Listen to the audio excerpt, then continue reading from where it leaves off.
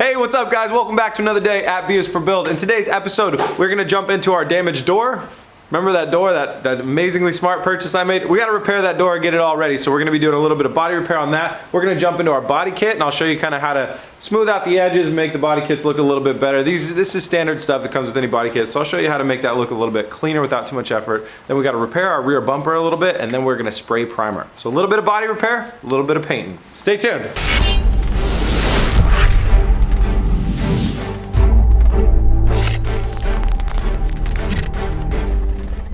Before we get down to work, I want to take a second out to thank our sponsor. This episode is sponsored by Trade Coffee. Trade is so awesome because it helps find the perfect coffee for you and then it delivers it straight to your door as frequently as you want it. I get a new bag of coffee delivered to myself every month. Trade understands that everybody has a different taste in coffee, but they want to help you find the right one. So you can jump on their website and take the really fast 6-question quiz and it'll help pair you up with a great coffee. They haven't missed for me yet. This month my new one is the Verve. I haven't tried it yet because it's clearly all sealed up, but this is my new coffee for the month. I've been doing Trade for a while now and I have never had a flavor of coffee that I did not like. Another really cool thing about Trade is they don't roast the beans until you order it. So they make sure that it's delivered to you very fresh and that's a noticeable difference. So guys, go click the link in the description below. It's a great Christmas gift for anybody or even for yourself. You're gonna get some awesome coffee that's perfectly suited to your tastes. If you're lucky and you're one of the first 100 people to sign up for the hookup using the link in the description below and the code BUILD3, B-U-I-L-D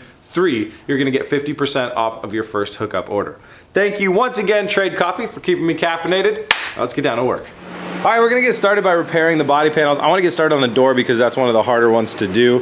This is an aluminum door, so I was gonna weld a little tab on here and pull from here to hope to take this high spot down as well as bring that low spot up, but we can't do that because this is aluminum. So I'm just gonna have to get handy with the hammer and some of these other tools, and I just really wanna get the high spots out of here and make sure the low spots aren't too low because you can body fill over low spots as long as they're not more than 1/4 inch deep.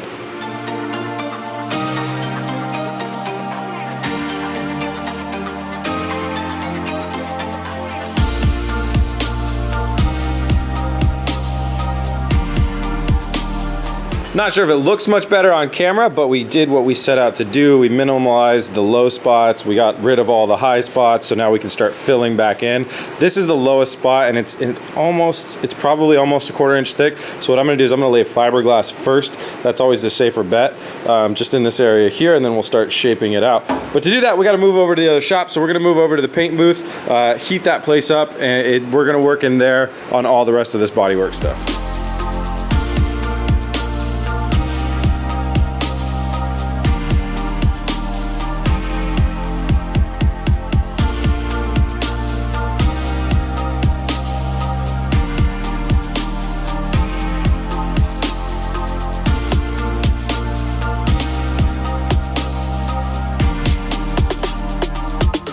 Door's really coming along. So you saw me get rid of all the residue from the tape first with a 3M adhesive remover, a little bit of glazing putty over any low spots that I saw or that I created with sanding. And then you saw me doing a little bit more tapping, sanding and stuff like that to get this all worked out. Now, the way that I've been doing body filler lately, as I've been learning to do it a little bit better, is kind of just put on extra.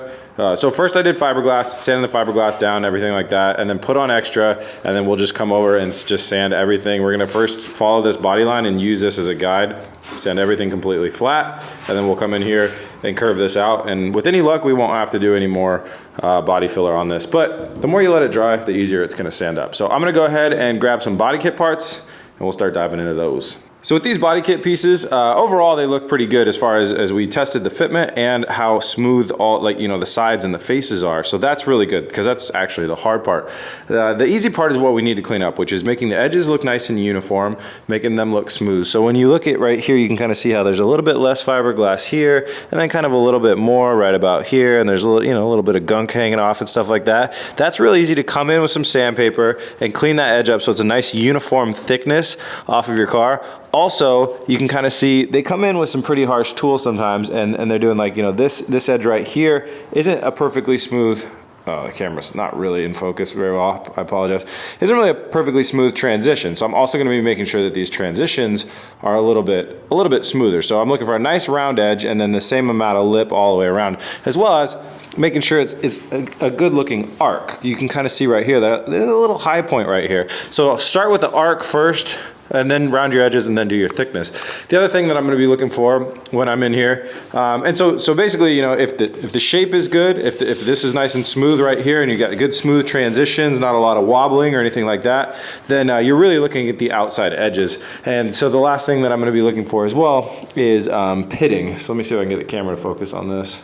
When these are in the molding process, little air bubbles get stuck sometimes in the corners and stuff like that, and you get little pits like that and that right there. And what I do is just throw in a little bit of glazing putty. You can even kind of run it over with a razor blade or your hand like that, and you'll just see a little dot, come back in, brush it off with sandpaper, you're done there. There's also, you know, randomly sometimes these little low spots, you want to clean those up as well.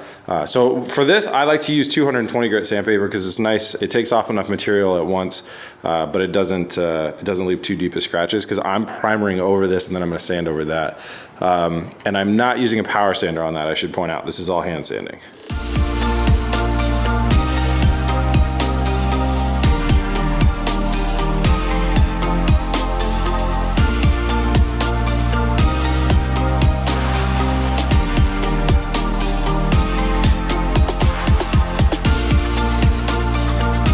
Okay, I got the edges of this thing looking really nice. I actually did use the power sander on the bottom because it was quickly a nice way to get it all quick and nice and even and take off a lot of fiberglass.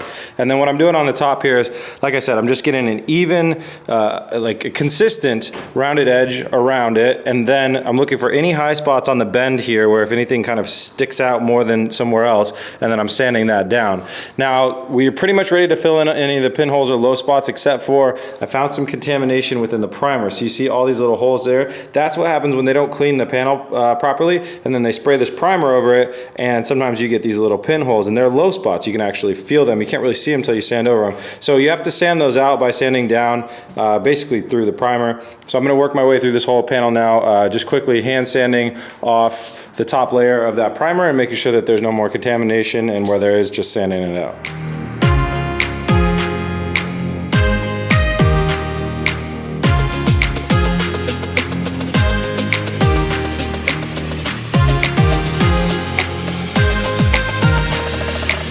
That quick sand down was really important. It actually uncovered a lot of extra pinholes that I didn't see that were blocked by the primer. So I'd say everybody do that at home.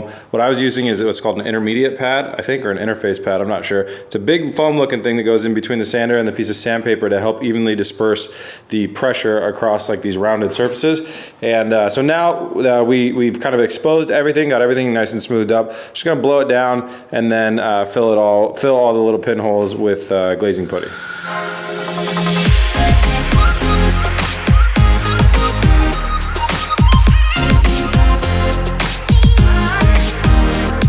Glazing putty on all the little pitted and low areas, so now we just got to let that dry up. So I'm going to move on to the next piece. After that piece, we'll return to this, sand this stuff out, and this piece will be done.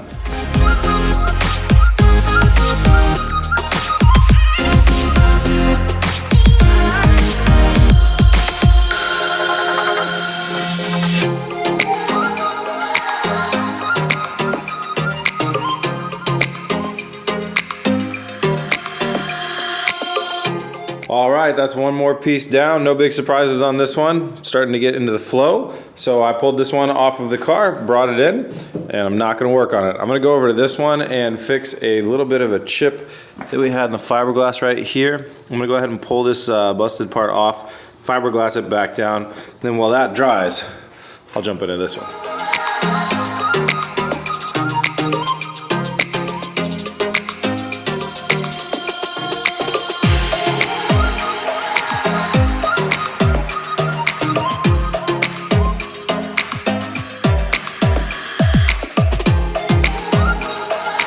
Into a little unexpected problem on this one. The corner had a crack in it that was kind of coming around here and coming around here, so I decided to just completely bust it off and then fiberglass it back on there. Bust it off, clean everything out from the inside so there's no fragments or anything, fiberglass it back on there. So it seems like the most common thing that's happening with these things is when they ship, that in the corners they get these stress cracks. That's what we had over here that we just had to fiberglass repair on this one. And then that's what we had over here as well. So that's kind of just because of the way that they're packaged. So they did say, something that I didn't do is when they arrive, it says to inspect everything before you take delivery. Now I Don't think they shipped out cracked like that. It probably definitely happened in shipping, but I also wouldn't have sent it back since it's a pretty quick fix. So now we're gonna let that thing dry up, switch back over to the other one, get started on that one. By the time we get that one done, we'll be able to jump back into this and finish sanding it out.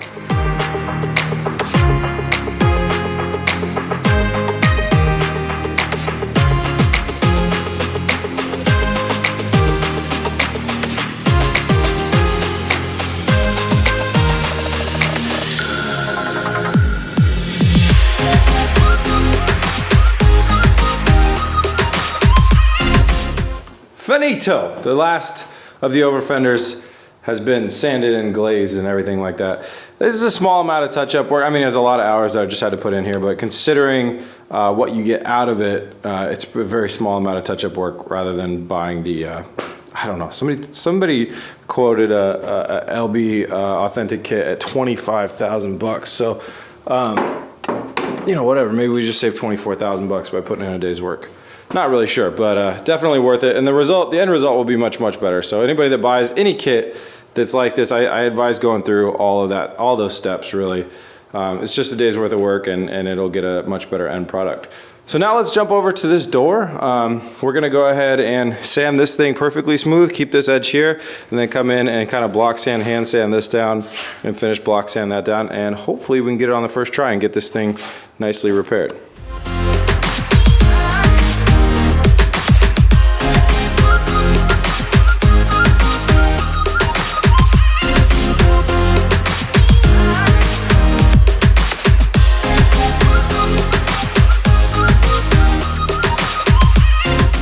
All right, I think I got the shape here.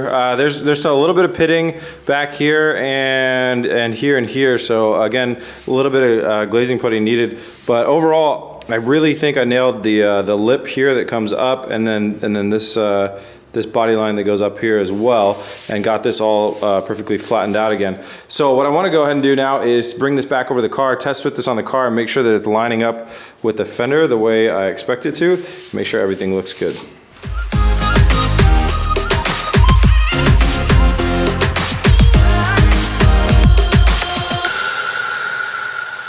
It looks good. With it just bouncing in here, the door's not actually straight. It's a little bit crooked. You can tell by the panel gap at the top and the bottom.